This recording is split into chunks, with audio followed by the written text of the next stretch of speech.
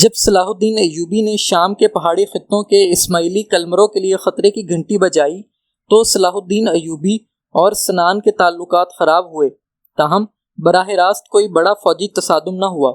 صلاح الدین ایوبی کی فتوحات نے حلب کے نور الدین زنگی کو خوفزدہ کر دیا تھا، جس کے باعث 1174 عیسوی کو زنگی اور سنان کے درمیان دوستانہ تعلقات قائم ہوئے اور دونوں صلاح الدین ایوبی کے خلاف متحد ہو گئے۔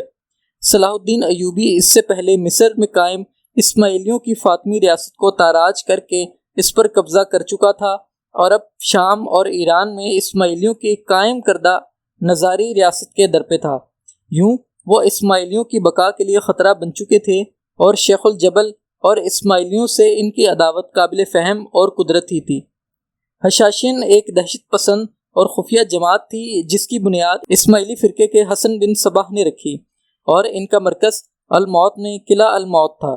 اس جماعت کا خاتمہ ہلاکو خان کے ہاتھوں ہوا، جس نے قلعہ الموت کو فتح کر کے حسن بن صباح کے آخری جانشین رکن الدین کو گرفتار کر لیا اور ہزاروں فدائیوں کو بڑی بے رحمی سے قتل کر دیا۔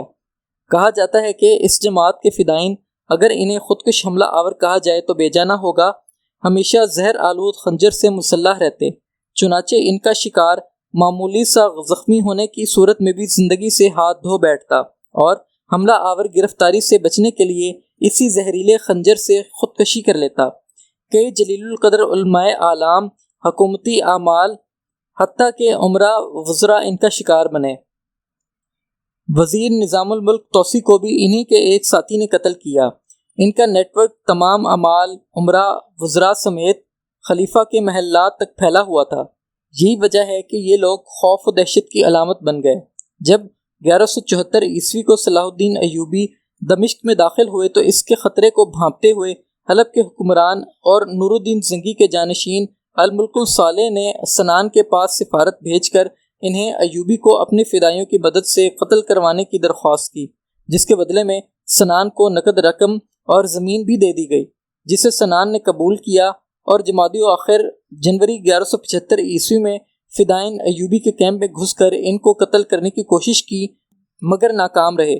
صلاح الدین ایوبی پر فدائین کی جانب سے دوسرا حملہ 22 مئی 1176 عیسوی میں کیا گیا، جب صلاح الدین حلب کے شمال میں عزاز کے محاصرے پر تھا، جس کی وجہ سے انہیں معمولی چوٹ آئی۔ ان حملوں کے بعد صلاح الدین آگ بگولا ہو گئے اور اسماعیلیوں سے نمٹنے کا حتمی فیصلہ کیا۔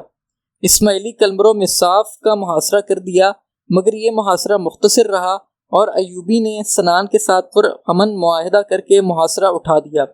صلاح الدین ایوبی کی اس پسپائی کی مختلف توجیہات بیان کی گئی ہیں۔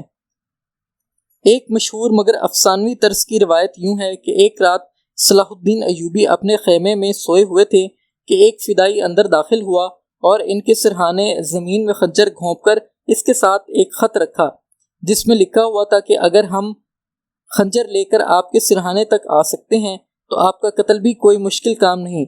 اس خط میں فدائین کی ایک مخصوص علامت بھی کندہ تھی۔ ایوبی نیند سے بیدار ہونے کے بعد یہ سارا کچھ دیکھا تو ان کے اعصاب جواب دینے لگے اور انہوں نے محاصرہ اٹھا کر اسماعیلیوں کے ساتھ پرامن معاہدے پر مجبور ہو گئے۔ اس کے بعد صلاح الدین ایوبی اور سنان کے درمیان تعلقات کا ایک نیا دور شروع ہوا اور دونوں رہنماؤں کے درمیان دوستانہ تعلقات مستحکم ہو گئے، جبکہ صلیبیوں اور سنان کے درمیان تعلقات انتہائی کشیدہ ہو گئے۔